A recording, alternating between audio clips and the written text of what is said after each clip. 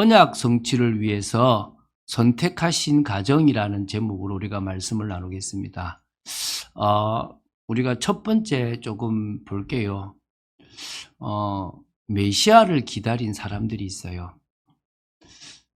종교 지도자들이 아닙니다. 대제사장이 아니에요. 바리새인들이 아니라니까요. 그들은 메시아가 필요 없습니다. 그들은 메시아를 기다린다라고 하는 형식만 취할 뿐이지 자신들이 원하는 권력과 힘을 가지면 돼요. 그런데 신앙인들은 그 당시 하나님을 믿었던 사람들은 메시아를 기다렸습니다. 그럼 많은 사람들이 메시아를 기다렸냐? 그러지 않아요. 그냥 군중의 무리에 섞여서 그냥 살아갔습니다. 지금도 마찬가지입니다. 교회를 다니는 목회자가 세계복음화의 언약과 통하느냐? 그러지 않을 수 있습니다. 많은 성도들이 우리 한국 교인들이 1000만이 넘는다고 하는데 지금은 그렇게 많지 않죠. 그래 500만이라고 칩시다. 500만 중에서 주님의 세계복음화, 주님의 그 언약을 기다리고 다시 오실 재림주를 기다리는 사람들이 그렇게 많지는 않을 겁니다. 중요한 것은 우리가 그 속에 들어가야 될 줄로 믿습니다. 누가복음 1장 2장에는 메시아를 기다린 사람들이 나와요. 그게 누가가 처음 조사하고 기록한 것의 시작이에요.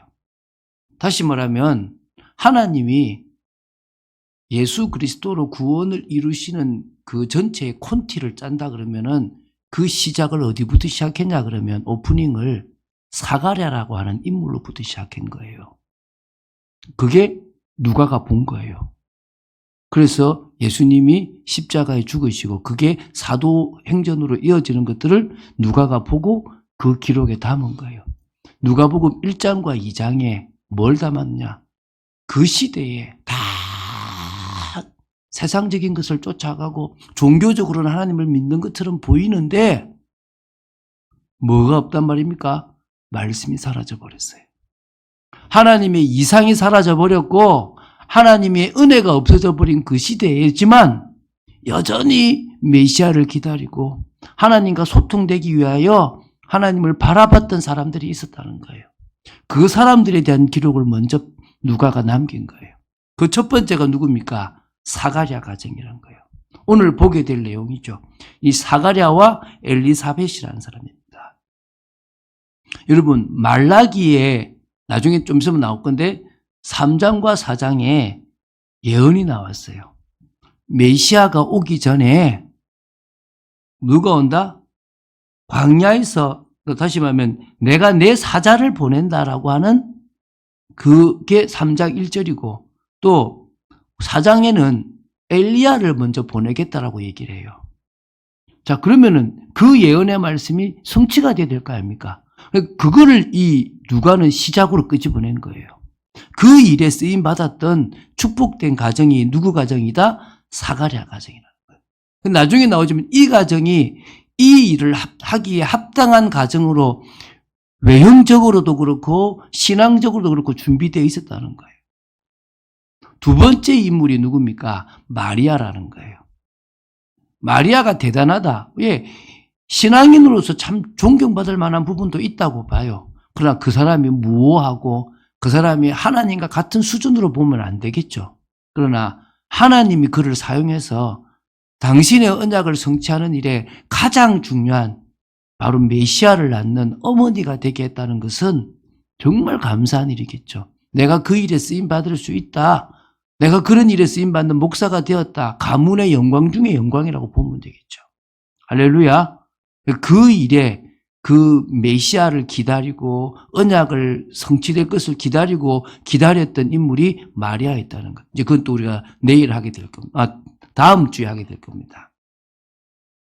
예수님 탄생에 초대된 목자들 역시도 세 번째는 뭐요? 이게 이제 세 번째죠. 뭐라고요? 이제 목자들 돼 있는데 제가 좀 다 못 찾는 것 없습니다. 예수님 탄생에 초대된 목자들이에요. 이 목자들 역시 어떻게 됩니까? 아무 힘없어 보이는 이들이 있지만 오실 메시아를 기다렸기 때문에 예수님이 태어나는 그날에 그 당일에 예수님의 그 태어나는 탄생을 보고 축하하는 일에 초대가 되었던 인물들입니다. 얼마나 감사한지 몰라요. 네 번째가 누구죠? 예루살렘에 있었던 시므온과 안나입니다. 이분들도 다룰 겁니다. 시므온은 그랬어요. 얼마나 기도를 했냐. 이제 성령이 너는 메시아를 보기 전에는 못 죽어. 메시아를 보고 나서 죽을 거야 라고 했는데 진짜 그것을 보고 이래요.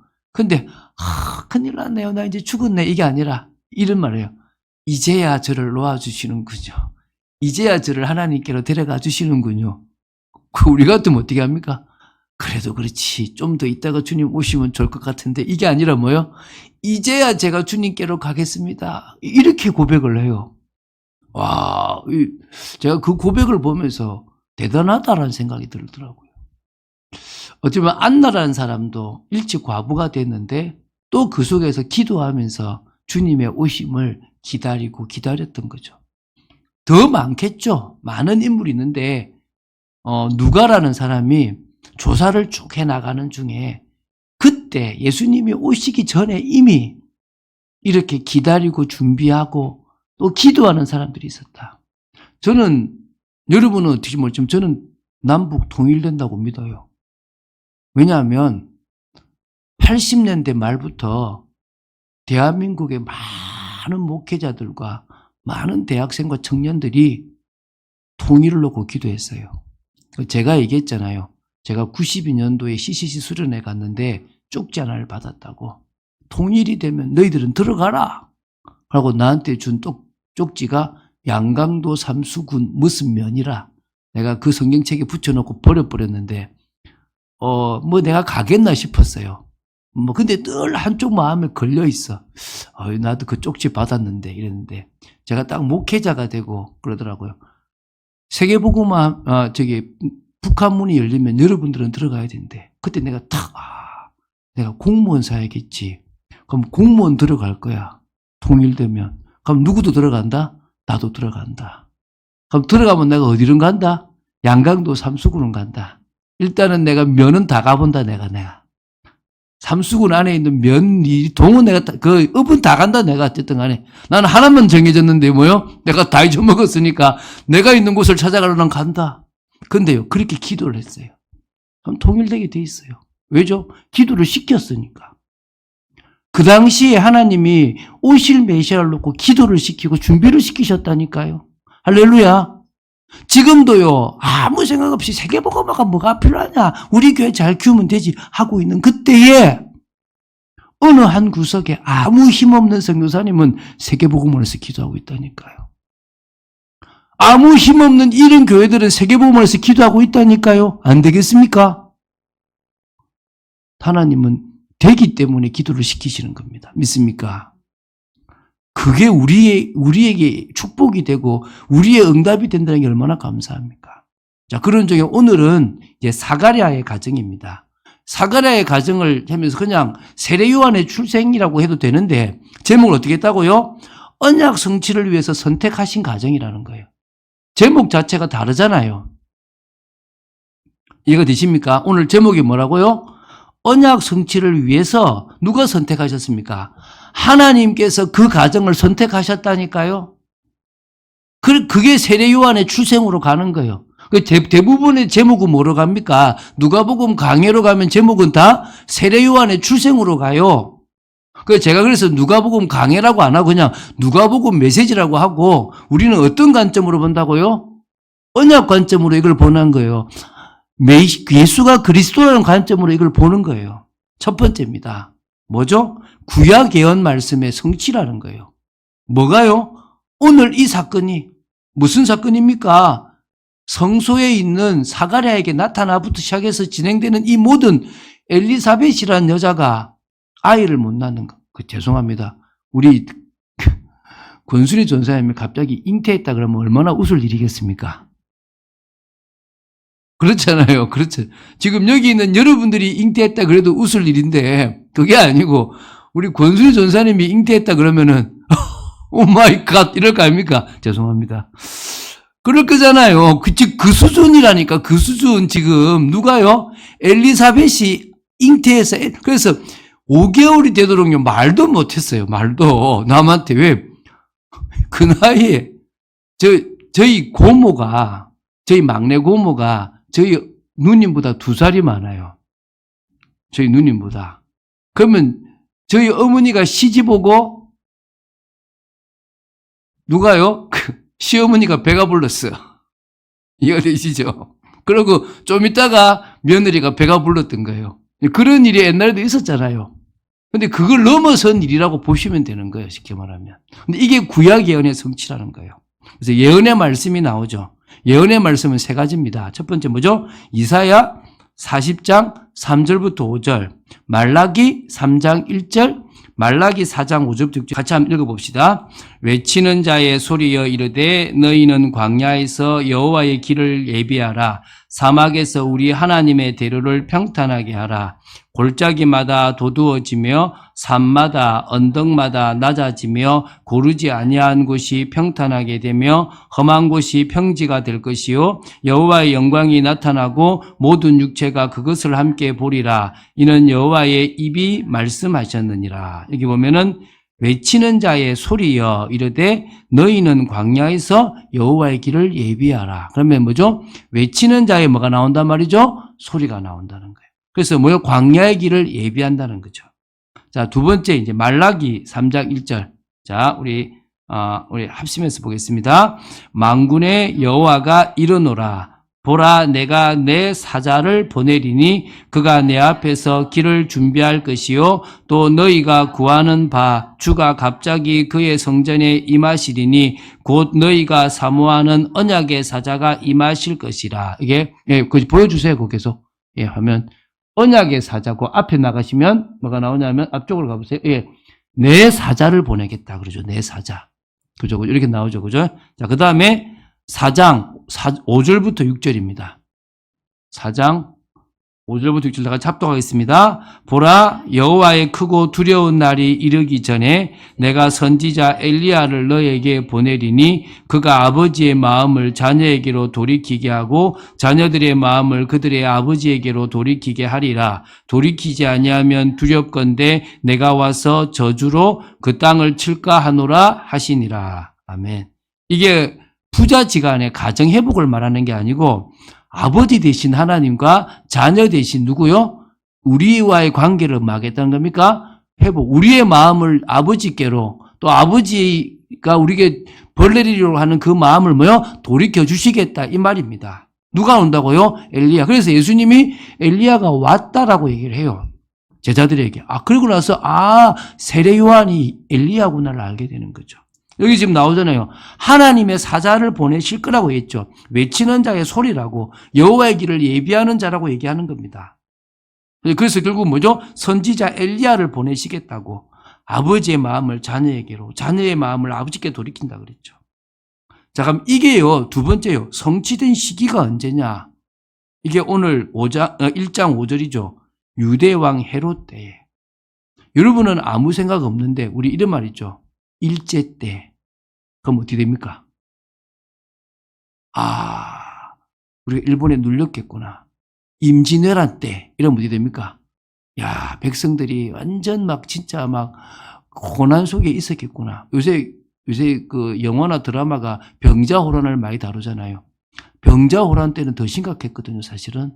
그때는 그냥 대놓고 그냥 청나라가 뭐요? 우리나라 여자들을 데리고 가고 이런 환양년이라고 하는 게 그때 나온 거잖아요. 그때 그러면 되겠거든요. 그러면 유대 왕 헤롯 왕 때라 그러면 헤롯은요 이두메라고 하는 사람의 후손이에요. 그러니까 에돔 족속이에요. 에돔은 에서 후손이죠. 에서 후손. 그러면 뭐냐?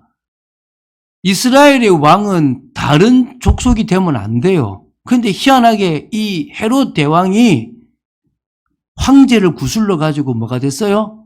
이스라엘의 왕이 됐다니까요. 그러니까 얼마나 불만이 많았겠어요. 그래서 불만을 잠재우려고 지은 게 성전인 거예요. 그런데 사실은 폭군이에요, 폭군. 포악하고 무자비한 사람이에요. 여러분, 예수님이 탄생한 때를 기준으로 2살 이하의 아이들을 베들레헴에 있는 아이들을 다 죽이잖아요. 포악해요. 그래서 나중에 왕이 죽었다는 소리를 들었지만 그 포악한 왕의 아들이 있다 싶어서 저 갈릴리로 누가 갑니까? 이제 요셉이 예수님을 데리고 가잖아요. 그 정도로 유다의 왕 헤롯 때라고 하는 것은 한마디로 무슨 시대란 말입니까?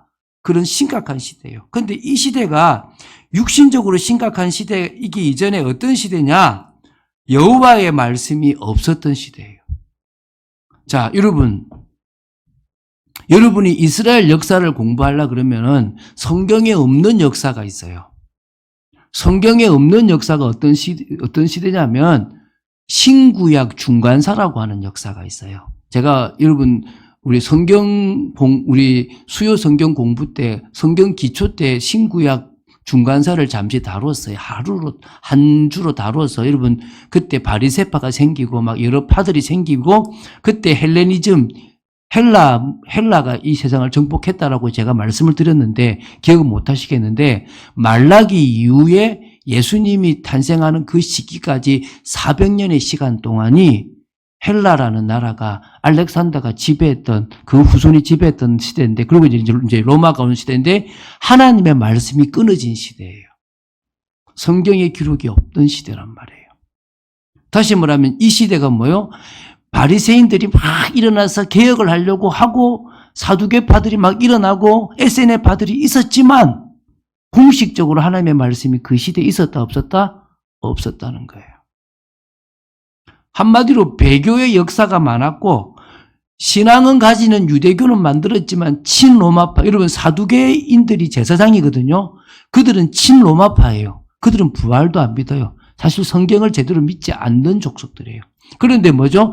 친로마파에 붙어서 뭘 받았어요? 제사장권을 받아가지고 권리를 행사하고 있었던 시대라는 거예요.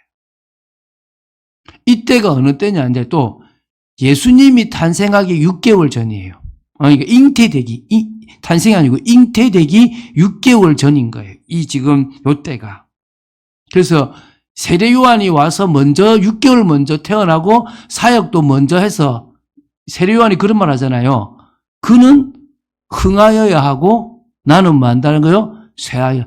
지금 그 이스라엘 땅의 대단한 인물 헤롯 왕도 함부로 할 수 없는 사람이 누구였단 말이에요? 세례 요한이었단 말이에요. 그런데 자기는 역사의 뒤안길로 사라져야 되고 누가 등장해야 되는 거예요? 예수님이. 그 일을 위해서 준비된 사람이라는 거예요. 세 번째, 아비야 반열의 제사장이라는 거예요. 아비야 반열의 제사장 가정. 이게 지금 세 번째입니다. 그래서 그냥 제사장 가정을 선택했다는 거죠.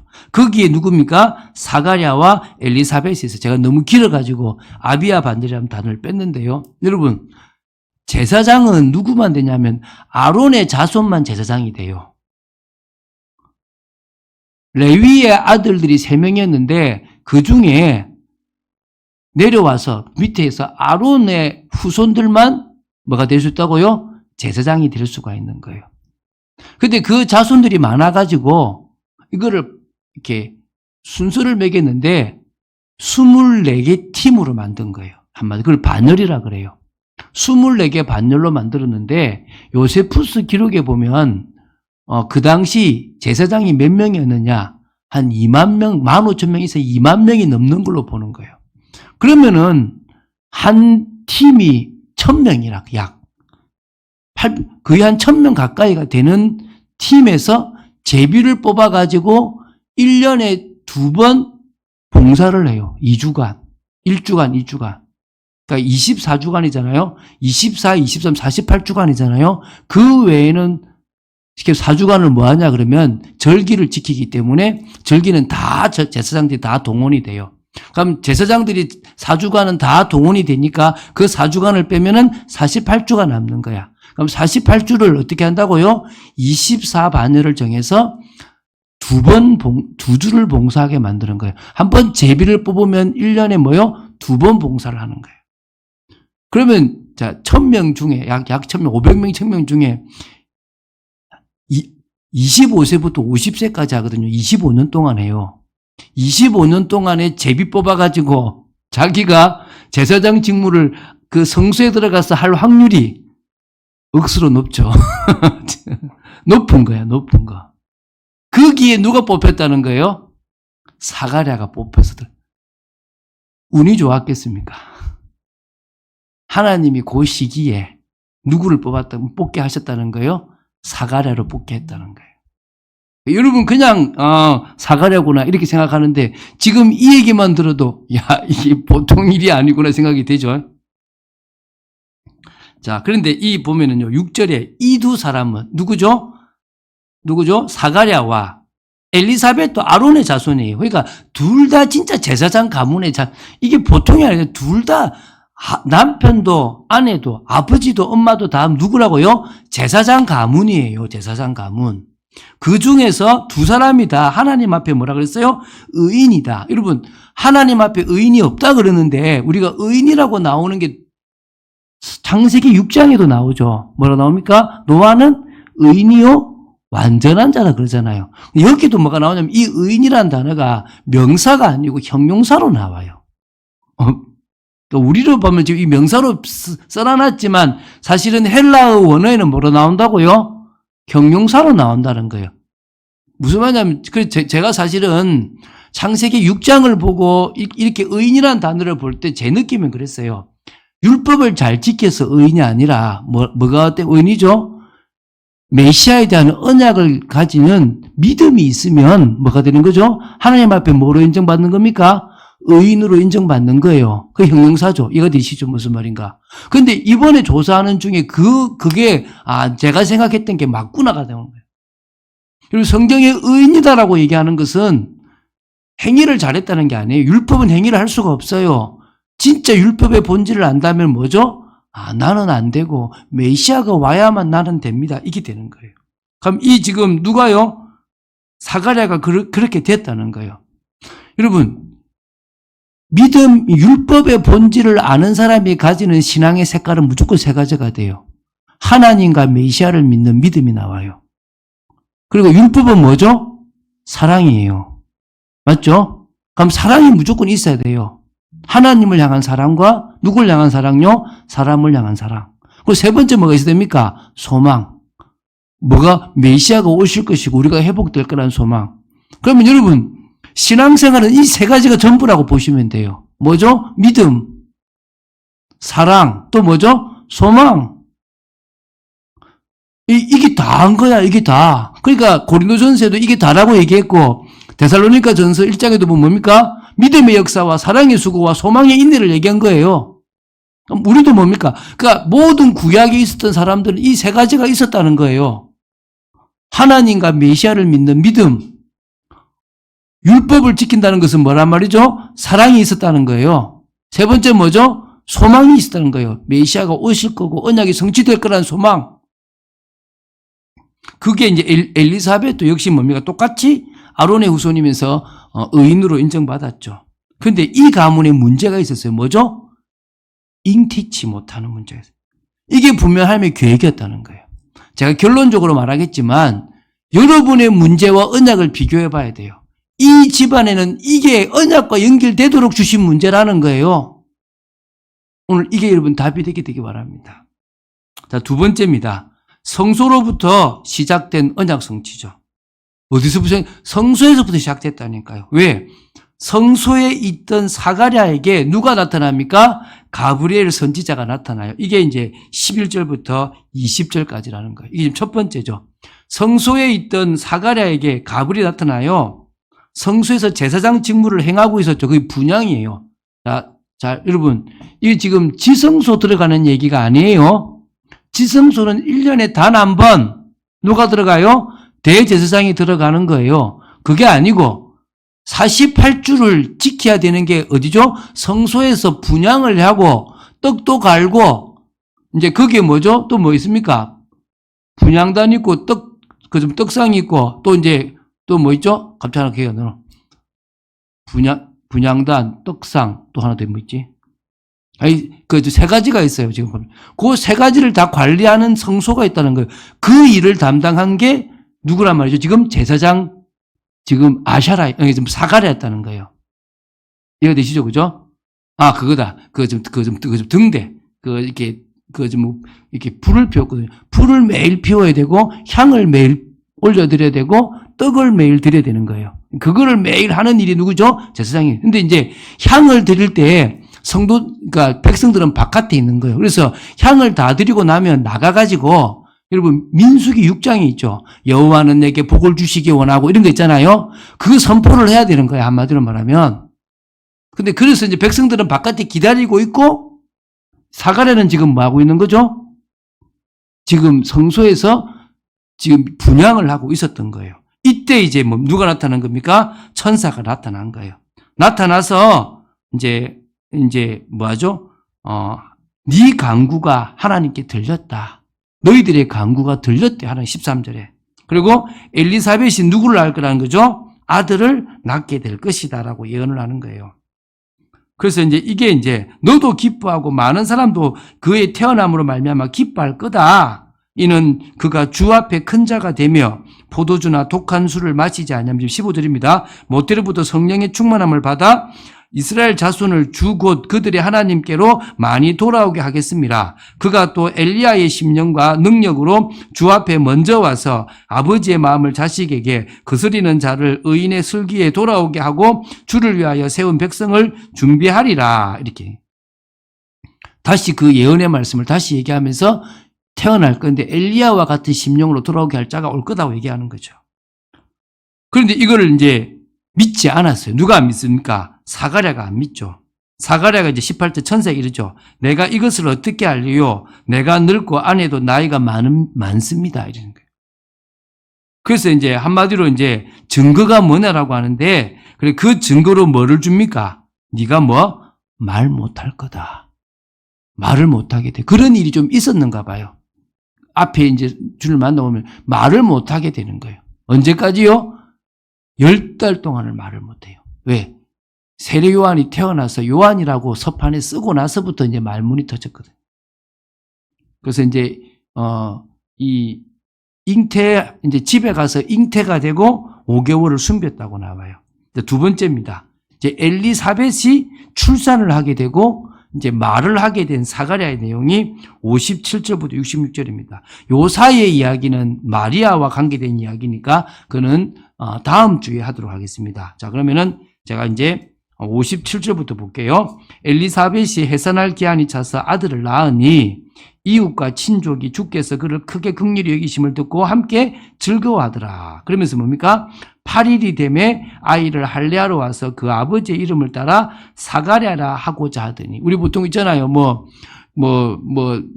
이렇게 제임스 1세, 제임스 2세 이렇게 하잖아요. 그죠? 그처럼 여기도 사가랴 1세, 사가랴 2세처럼 같은 이름을 쓰게 하는 겁니다. 그렇게 하려고 하니까 어떻게 하죠? 엘리사벳이 뭐라 합니까? 요한이라고 해야 된다고 얘기해요. 요한이라고. 엘리사벳이 뭐라 하면 안 된다? 사가랴라고 하지 말고 요한이라고 하는데, 야, 너희 집안에는 요한이라고 쓴 사람이 없는데? 라고 얘기해서 아버지 보고, 야, 이 엄마가 요한이라고 하는데 너는 어떻게 할 거냐니까 서판을 가지고 오게 해요. 거기다가 뭘 씁니까? 요한이라고. 왜? 요한이라는 이름을 이미 받았어요. 앞에 받았잖아요. 여기 보면은 13절에 엘리사벳이 내게 아들을 낳아주리니 그 이름을 말해라?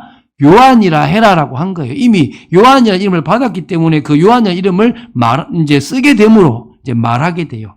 말하게 되니까 이제 어떻게 하죠?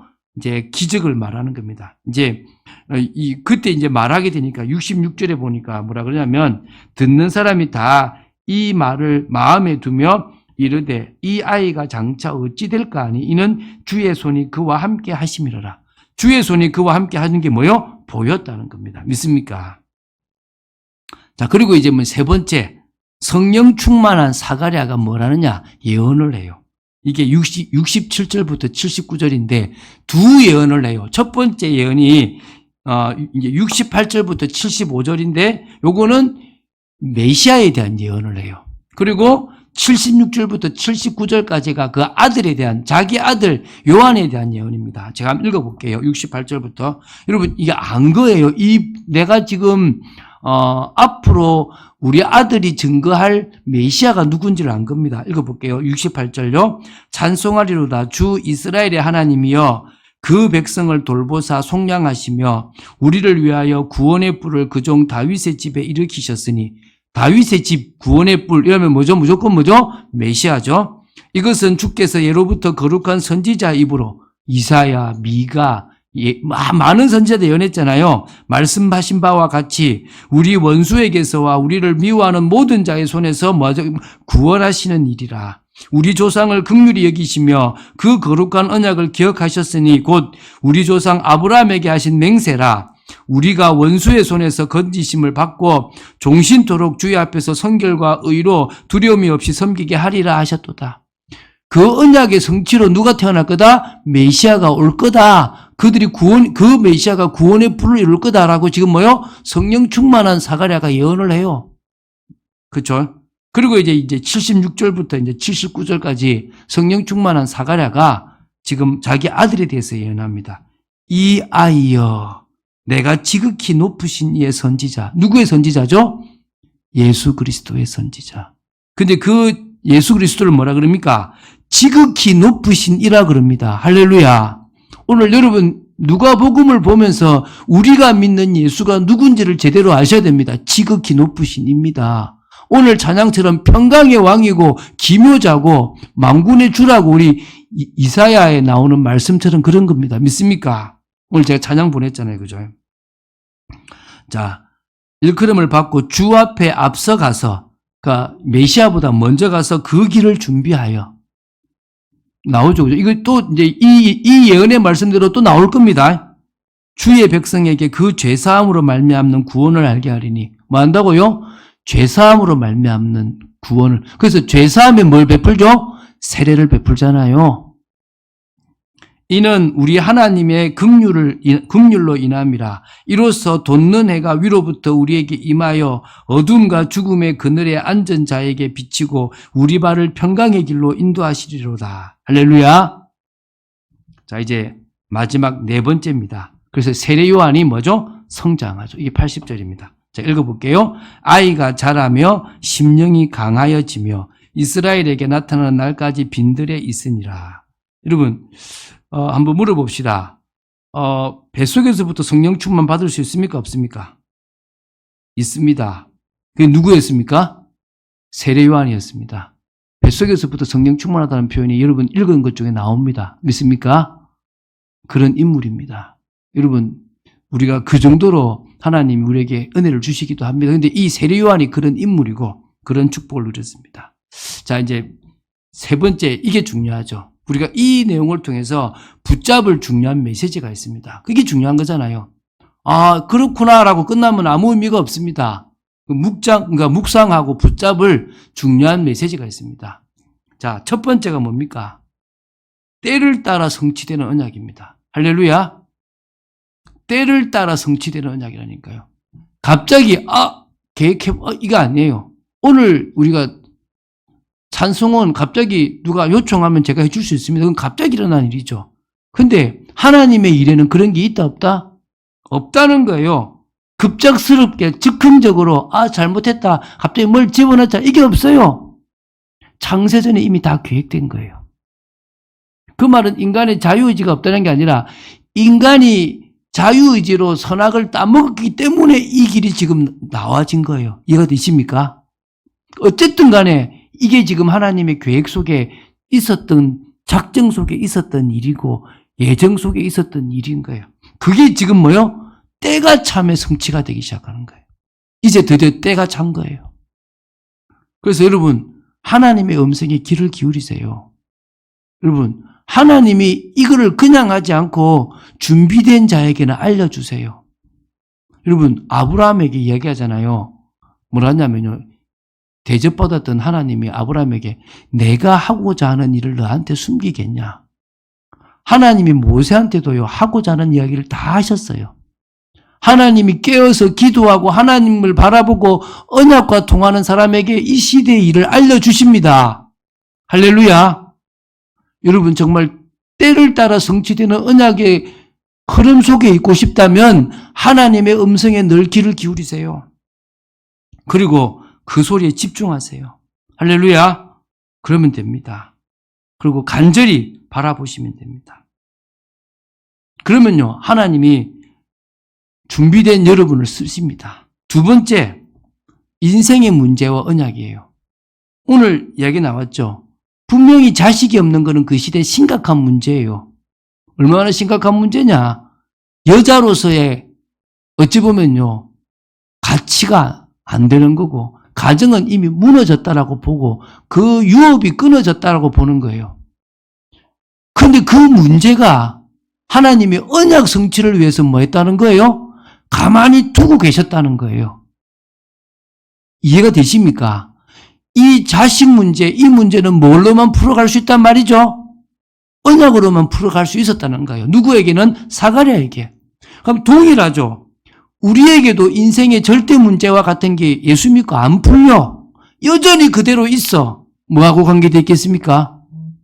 언약과 관계 있습니다. 할렐루야. 그때 풀려지는 거예요. 자, 그래서 여러분의 문제를 언약과 푸시면 됩니다. 하나 얘기할게요. 좀 늦었는데 시간이 많이 지났는데도 얘기하고 갈게요. 제가 아는 목사님이 있어요. 제가 그렇게 썩 좋아하지는 않는데 한편으로는 존중을 해요. 이분이 둘째 아들이 태어났는데 태어나면서부터 조금 뇌에 문제가 있고 여러 가지 문제가 있었어요.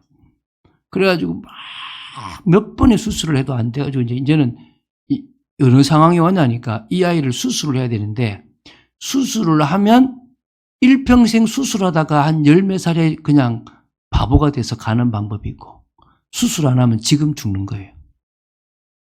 뭐 어떻게 할 겁니까, 여러분은? 그래서 이분이 얼마나 기도했겠어요. 아버지, 우리 아이를 살려달라고, 아들을 살려달라고 막 기도했어요. 정말 눈물로 기도했거든요. 근데 하나님이 그런 음성을 주시는 거예요. 네 아들이 아프니까 죽겠냐? 네 아들이 그렇게 네한테 중요하냐? 그러면서 그 다음 말인 거예요. 내가 전 세계에 죽어가는 아이들을 가슴 아파하는데 너는 네 아들은 가슴 아파하고 그 죽어가는 그 아들은 그 영혼들은 가슴 아파 안 하냐? 이 음성이 들린 거예요. 수술을 결정해야 될 상황에 기도한 거예요. 하나님, 제가 전 세계 아이들을 품겠습니다. 그 다음에요. 수술 안 해도 되게끔 됐어요. 수술 안 해도 되게끔 됐다는 게 아니라 이분은 자기 인생의 절대적인 문제를 가지고 하나님 앞에 갔는데 그게 뭐하고 통한 거예요? 언약과 통한 거예요. 지금 아프리카로 가서 아이들을 살리고 있어요. 어른 사역이 아니라 후대를 살리는 사역을 하고 있는 거예요. 지금 제가 말하고 싶은 핵심을 이해하시겠죠? 저와 여러분의 인생은 뭐와 맞게 돼 있다고요? 언약과 맞게 돼 있는 거예요. 그 언약과 맞게 돼 있는데 안 맞으니까 하나님이 뭘 허락하고 계신 거예요? 문제를 통해서 언약과 통하게 하는 거예요.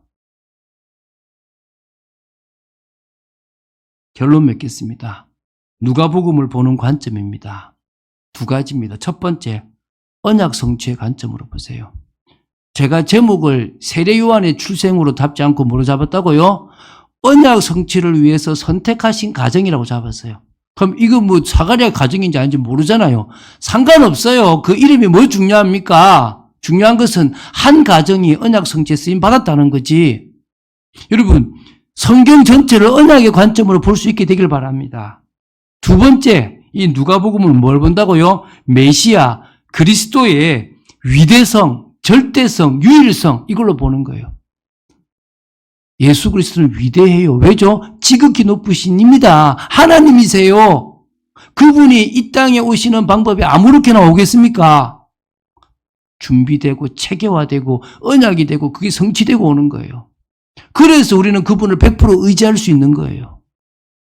지금 내가 생각하는 절대적인 문제는 아무것도 아니라는 거예요. 오늘 그 답이 나는 여러분 되시기를 주 예수 그리스도는 축원드립니다. 주는 그리스도시요 살아계신 하나님의 아들이심을 고백합니다. 오늘 언약 성취를 위해서 선택받고 선택하신 가정을 봤습니다. 저희들의 가정과 저희들을 사용하여 주시고 그 일을 위하여 저희들이 믿음과 사랑과 소망을 가지고 또 하나님의 음성의 귀를 기울이며 이 시대에 하나님이 원하시는 일에 쓰임받는 저희들 되기를 간절히 소원합니다. 주 예수 그리스도 이름으로 기도드립니다. 아멘.